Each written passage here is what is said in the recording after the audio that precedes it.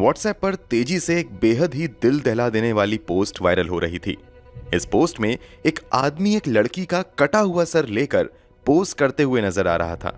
ये पोस्ट महाराष्ट्र के औरंगाबाद जिले से वायरल होना शुरू हुआ था। इस बहुत ही भयानक और दिल दहला देने वाली पोस्ट के बारे में महाराष्ट्र पुलिस को भी पता चलता है। पुलिस इस पोस्ट और इस खतरनाक कुत्रिम के पीछे के मुजरिम की छानबीन करने जा ही रही थी कि तभी वो मुजरिम खुद ब खुद अपने आप को पुलिस के हवाले कर देता है। पर उस शख्स के चेहरे पर किसी भी तरह की परेशानी या डर के कोई भी निशान नजर नहीं आ रहे थे। इस मामले की शुरुआत होती है महाराष्ट्र के औरंगाबाद जिले के गोरेगांव से। गोरेगांव के एक छोटे से घर में कृति थोरे अपनी माँ, पिता और भाई के साथ रहती थी। पिता संजय एक किसान थे और भाई संकेत भी पिता की खेती में मदद करता था। संकेत हाई स्कूल में पढ़ता था और 17 साल का था। वहीं कृति उससे उम्र में 2 साल बड़ी थी और कॉलेज में पढ़ती थी। उनका परिवार सभी तरह से संपन्न था। सभी आपस में काफी प्यार से रहते थे। दूसरी तरफ गोरेगांव से 4 किलोमीटर की दूरी पर लाडगांव में भी एक परिवार रहता था, जो कि कृति के ही परिवार के जैसे किसान थे, पर उनके जितने संपन्न नहीं थे। उस परिवार में एक 23 साल का लड़का कैलाश प्रजापति भी था, जो कि उसी कॉलेज में जाता था जिसमें कृति थोरे जाती थी। कृति और कैलाश की मुलाकात कॉलेज में हुई और ये मुलाकात थोड़े ही दिनों में प्यार में बदल गया। कृति और अविनाश के प्यार के चर्चे कॉलेज में होने लगे थे। पर फिर एक दिन जून 2021 को कृति के गायब होने की खबर आई। कृति के पिता संजय और कृति का पूरा परिवार कृति के इस अचानक गुम हो जाने से काफी परेशान थे। संजय थोरे अपनी बेटी के लापता होने की FIR रिपोर्ट कराने के लिए पुलिस स्टेशन जाते हैं। संजय थोरे के परिवार वालों को काफी चिंता हो रही थी कि उनकी बेटी को किसने अगवा कर लिया है और वो इस वक्त कहाँ है। कृति के मिलने का कोई भी सुराग पुलिस को नहीं मिल पा रहा था। कृति के मिलने के सुराग का इंतजार करते करते 7 दिन बीत चुके थे।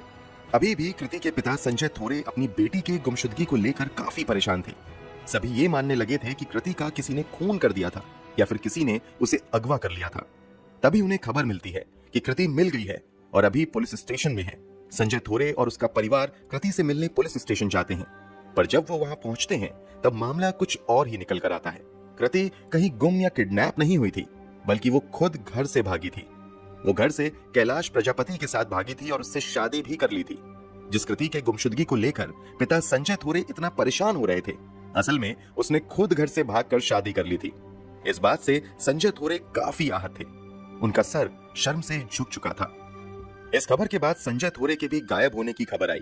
एक बार फिर कृति के परिवार वालों पर चिंता के बादल छाने लगे थे। कहाँ थे संजय थोरे?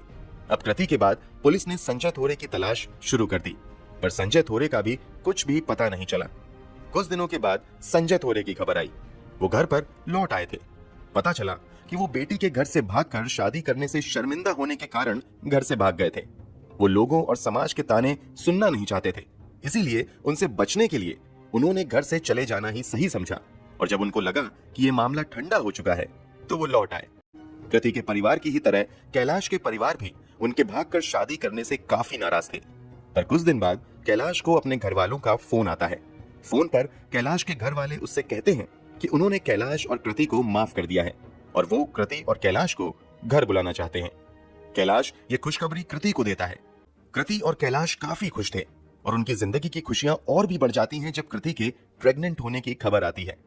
कृति मां बनने वाली थी, पर अभी भी कृति को कहीं ना कहीं अपने परिवार की कमी खल रही थी। उसके माता पिता ने अभी भी उसे माफ नहीं किया था। पर तभी एक दिन कृति के घर उसकी मां मिलने आती है। कृति अपनी मां के आने से काफी खुश थी, पर कैलाश के परिवार को कृति के मां के आने का आना खटक रहा था। आखिर अचानक से कृति की मां उससे मिलने क्यों आई थी, जबकि वो तो इस रिश्ते के सख्त खिलाफ थी।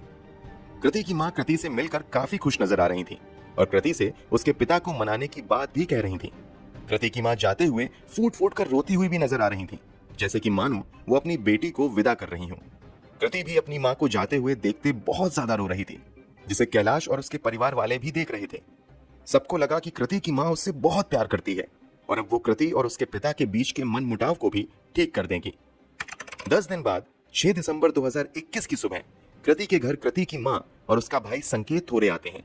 कृति उस समय अपने खेत में काम कर रही थी। अपने मां और भाई को देखकर कृति के खुशी का ठिकाना ना रहा।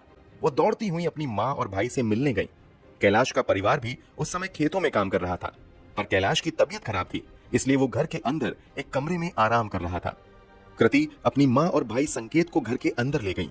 कैलाश भी कृति की माँ और भाई से मिला। कृति ने अपने भाई और माँ को दूसरे कमरे में बैठाया और खुद चाय बनाने चली गई। कृति की माँ और भाई भी कृति के पास उसके किचन में उससे बातें करने पहुंचे। तब तक दम से एक तेज आवाज आती है, बर्तनों और डब्बों के गिरने की।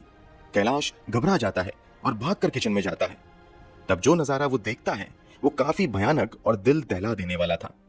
कृति की माँ ने एक तरफ से कृति का पैर जोर से पकड़ रखा था और दूसरी तरफ उसका भाई संकेत हंसिए से लगातार कृति की गर्दन पर वार किए जा रहा था। कैलाश ये सब देखकर घबरा गया। उसने संकेत को रोकने की कोशिश की पर संकेत पर मानो भूत सवार था और कैलाश को देखकर उसने कैलाश पर भी वार करने की कोशिश की, पर कैलाश वहां से भागने में कामयाब हुआ। कुछ देर बाद संकेत अपनी बहन कृति का सर लेकर घर के बाहर से निकला। उसने अपनी बहन के कटे सर के साथ फोटो भी ली, मानो जैसे कि उसने कोई महान काम किया हो। इसके बाद वो दोनों माँ बेटे बाइक पर सवार होकर वहां से चले गए। इस घटना के बाद पुलिस को फोन किया गया। पुलिस इस घटना की छानबीन करने आती है और कैलाश से उसका बयान लिया। कैलाश इस घटना के बाद काफी सहम गया था। आखिर कोई माँ अपनी ही बेटी के साथ ऐसा कैसे कर सकती है। पुलिस ने संकेत और उसकी माँ की खोजबीन शुरू कर दी थी। वहीं दूसरी तरफ संकेत का अपनी बहन के कटे सर के साथ खिंची हुई फोटो व्हाट्सएप पर वायरल हुई जा रही थी। आरोपी संकेत और उसकी माँ दोनों ही अब पुलिस के गिरफ्त में थे। केस साफ था, दोषी पकड़े जा चुके थे। ये मामला था ऑनर किलिंग का। ऑनर किलिंग यानी अपनी प्रतिष्ठा और गर्व के लिए किसी का खून कर देना। कृति के परिवार वालों के अंदर कृति के लिए नफरत इसके बाद से बढ़ती ही गई थी और इसी नफरत ने क्राइम का रूप ले लिया। कृति और कैलाश एक ही कास्ट से बिलोंग करते थे, यानी ये कोई इंटरकास्ट मैरिज नहीं थी, पर फिर भी कृति के माता पिता को ये शादी मंजूर नहीं थी। कृति ये बात अच्छे से जानती थी कि उसके माता पिता कभी भी उसकी शादी की बात पर राजी नहीं होंगे, इसलिए उसने बिना बताए घर से भागकर शादी करना ही सही समझा। कुछ महीनों बाद जब कृति ने अपनी माँ को अपने घर पर देखा तो उसे लगा कि अब सब कुछ सही हो चुका है। उसके परिवार वालों ने उसे माफ कर दिया है, पर उसका यह समझना गलत था। उसकी माँ उससे मिलने तो आई थी, पर उसके मन में अभी भी कृति के लिए नफरत ही भरी हुई थी। उसकी माँ का जाते हुए फूट फूट कर रोना और पिता से सुलह करवाने की सारी बात मात्र बस एक दिखावा थी। ऊपर से जब कृति की माँ को यह पता चला कि कृति माँ बनने वाली है तो उसकी नफरत कृति के लिए और भी ज्यादा बढ़ गई।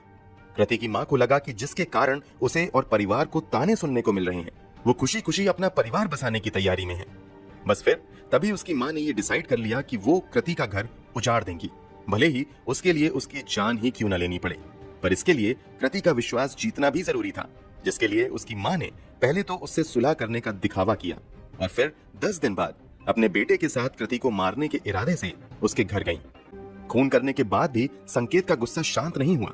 17 साल के संकेत ने न सिर्फ अपनी बहन का गला रेता बल्कि उसके कटे सिर के साथ सेल्फी भी खींची, जैसे मानो उसने कोई बहादुरी का काम किया हो। साथ ही वो उसकी बहन के कटे सर को उसके घर के बाहर भी लेकर आया, जिसे उसके पड़ोसियों ने भी देखा। संकेत अपनी बहन के कटे हुए सर को शो ऑफ की तरह दिखा रहा था। ये ठीक मराठी फिल्म सैराट जैसी ही स्टोरी लगती है, जिसमें लड़की पिता और भाई उससे मिलने और सुलह करने के बहाने आते हैं, पर उसे और उसके बच्चे की ही हत्या कर देते हैं। कैलाश, जो कि अपनी पत्नी के साथ नए जीवन के सपने देख रहा था, वो सदमे में था।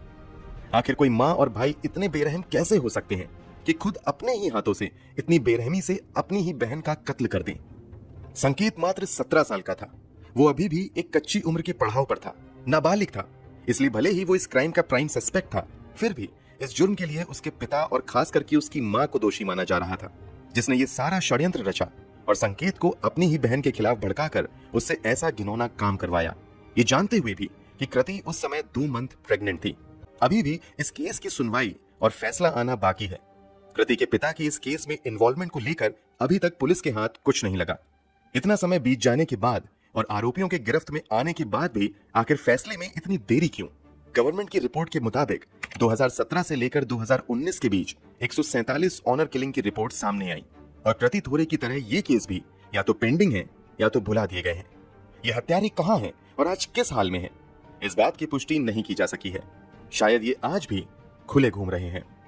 कैसे रोके जा सकते हैं ये ऑनर किलिंग के केसेस? क्या आपके और आपके दोस्तों ने कभी ऐसा कुछ एक्सपीरियंस किया है? हमें अपने कमेंट बॉक्स में जरूर बताएं।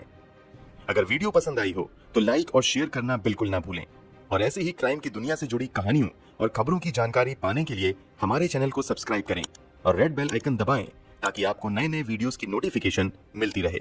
Thank you for watching.